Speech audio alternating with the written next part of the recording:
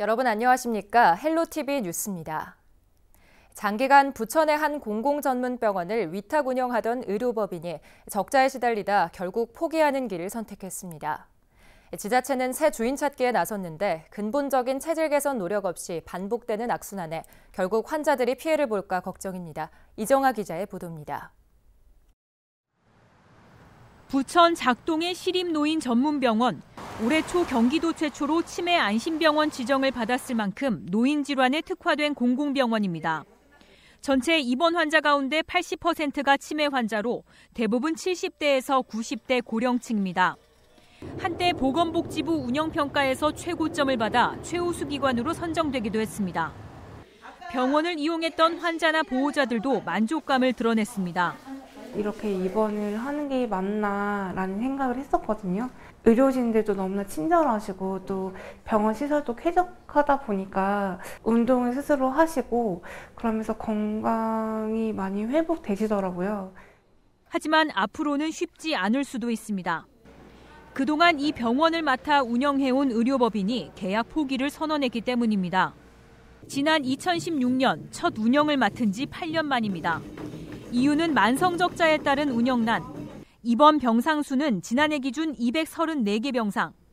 실제 지난 2018년 90%였던 병상 가동률은 매년 줄더니 지난해 80%까지 내려앉았고 같은 기간 한 달 평균 환자 수는 200명 이하로 떨어졌습니다. 코로나19 시기를 지나며 고령 입원 환자가 사망하는 등 병상 가동률은 매년 감소하고 있습니다. 반대로 부천 지역의 요양병원 병상은 꾸준히 늘고 있습니다. 2010년 3,500여 개였던 병상은 지난 7월 4,200여 개로 늘었습니다. 간병비 할인 등을 받는 일반 요양병원과 비교해 공공병원은 당장 환자 유치 경쟁부터 밀릴 수밖에 없는 겁니다. 과거 90억 원에 달했던 의료 수익도 15% 가까이 감소했습니다. 상황이 이런데도 인건비를 비롯한 지출은 좀처럼 줄지 않습니다.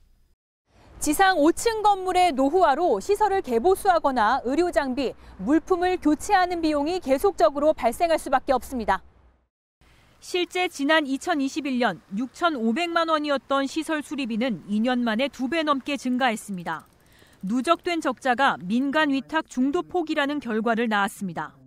부천시 공공의료에 대한 어떤 공백, 또 위기 상황이라는 것을 적나라하게 보여준 상황인 것 같고요. 지역 시민들이나 주민들이 오롯이 그 피해를 다 갖게 되는 상황이라고 생각이 듭니다. 그러니까 기존의 운영 방식이나 계약 구조 자체를 바꾸지 않으면은 똑같은 만성적자의 문제가 두드러질 것이라고 보여지는데, 지난 18일 마감한 부천 시립 노인 전문병원의 위탁기관 모집에 의료법인 2곳이 이름을 올린 가운데 부천시는 다음 달 심의를 거쳐 새 주인을 결정합니다.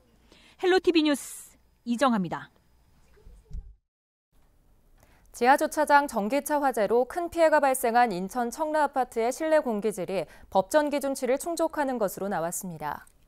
한국환경공단이 지난 7일부터 10일까지 아파트 세대와 경로당 지하주차장을 대상으로 실내 공기질을 측정한 결과 모든 항목이 기준치 이내로 나왔습니다. 세대와 경로당에서는 폼알데히드와 벤젠, 톨루엔 등 8개 항목에 대한 측정이 이뤄졌고 지하주차장 실내 공기질 측정은 13개 항목을 대상으로 진행됐습니다.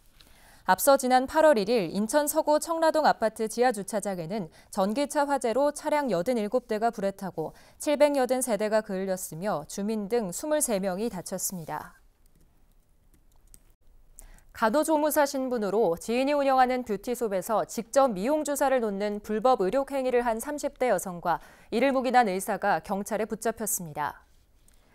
부천 원미경찰서는 오늘 의료법 위반 혐의로 간호조무사 30대 A씨와 의사 60대 B씨 등 2명을 불구속 입건해 검찰에 송치했다고 밝혔습니다. A씨는 지난 2022년 9월부터 1년 4개월에 걸쳐 지인인 30대 C씨가 운영하는 부천 뷰티숍에서 5차례에 걸쳐 불법 의료 행위를 한 혐의를 받습니다.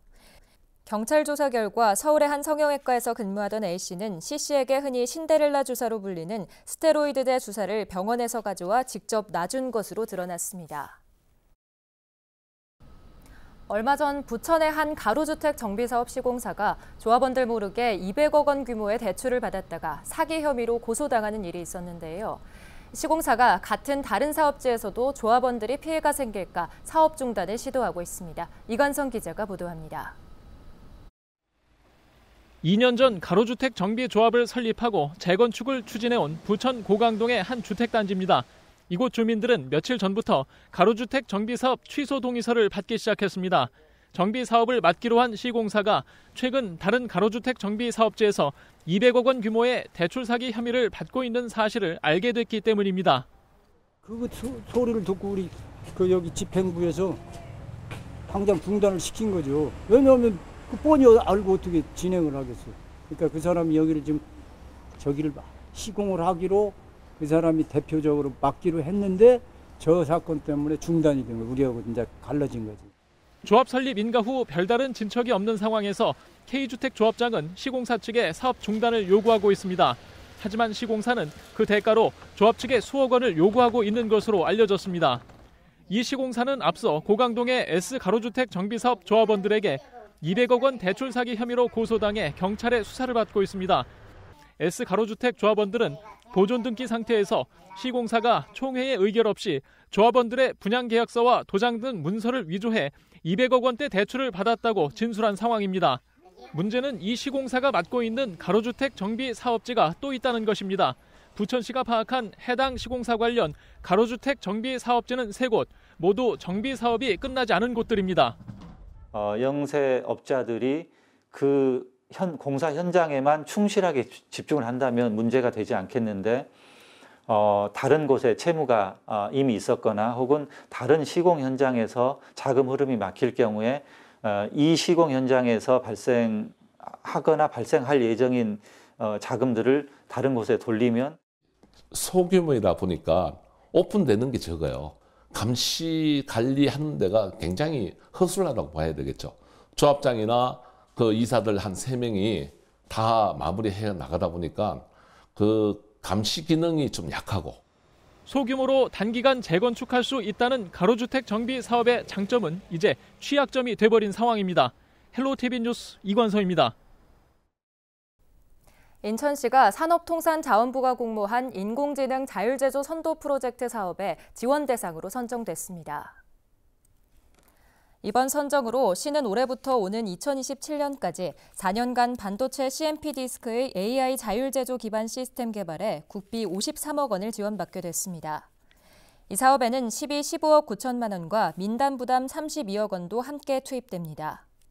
CMP 디스크는 머리카락 굵기의 작은 다이아몬드가 6만 개가량 부착된 제품으로 반도체 CMP 공정에 사용되는 패드를 최적의 상태로 가공해주는 역할을 합니다.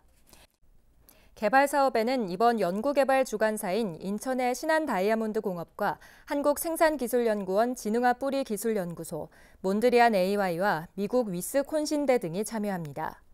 특히 신한다이아몬드 공업은 CMP 디스크 생산업체로 AI 모델 학습에 필요한 데이터 수집과 분석, 자율제조 공정을 위한 로봇 장비 구축을 담당하게 됩니다.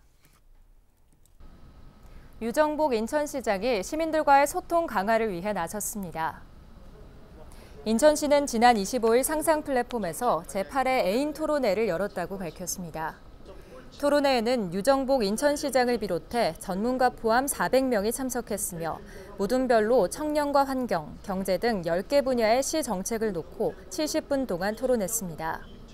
이날 토론에서 청년 임대아파트 기준을 최소 3인 가구로 하자는 의견이 126표, 65세 이상 어르신들의 인천 아이패스 혜택 강화를 통한 운전면허 반납 유도와 탄소 중립 효과를 제안한 의견이 100표, 소외계층 평생교육 지원 강화 의견이 94표를 얻는 등 높은 공감을 받았습니다. 또 장애아동 특화 돌봄센터나 24시간 돌봄센터 등 다양한 형태의 아동시설이 필요하다는 주장도 제기됐습니다. 유정복 인천시장은 300만 시민의 목소리를 가장 먼저 정책에 반영하겠다며 앞으로도 인천을 시민이 행복한 도시로 만들겠다고 말했습니다. 서울시가 고물가에 어려움을 겪고 있는 소상공인과 서민 가계 부담을 줄이기 위해 25개 자치구 어디에서나 사용할 수 있는 광역 서울사랑 상품권을 발행합니다. 다음 달 5일 오전 10시부터 발행하는 상품권은 5% 할인된 금액으로 600억 원이 발행됩니다. 서울시는 동시 접속자가 몰리지 않도록 출생 연도에 따라 짝수는 오전 10시부터 2시, 홀수는 오후 3시부터 7시로 나뉘어 구매할 수 있게 했습니다. 1인당 구매액은 월 30만 원까지며 보유 한도는 100만 원이며 구매일로부터 5년 이내 사용할 수 있습니다. 경기도가 정부에서 추진 중인 세컨드홈 혜택을 인구 감소 지역의 빈집까지 확대해달라고 정부에 건의했습니다. 세컨드홈은 정부가 인구 감소 지역 활성화 일환으로 추진하고 있는 정책인데요. 기존 1주택자가 인구 감소 지역에 주택 한 채를 취득하면 재산세와 종부세 등 세금 특례를 적용하는 게 주요 내용입니다. 이에 도는 인구 감소 지역의 빈집에게도 세컨드홈 혜택을 부여한다면 빈집 정비와 지역 활성화에 큰 도움이 될 것으로 예상했습니다.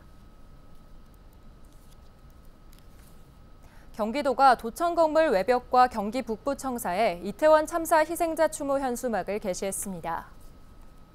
지난 24일 김동연 경기도지사는 이태원 참사 2주기를 앞두고 희생자 유가족들을 만났는데요. 이 자리에서 유가족들은 희생자 추모 현수막 설치를 부탁했고 김 도지사는 이를 받아들였습니다. 도는 현수막과 함께 추모기도 별도 제작해 청사 앞에 개양했는데요. 도는 현수막과 추모기를 오는 31일까지 설치할 계획입니다. 인천 지하철 내에 독도 라운지가 설치됐습니다.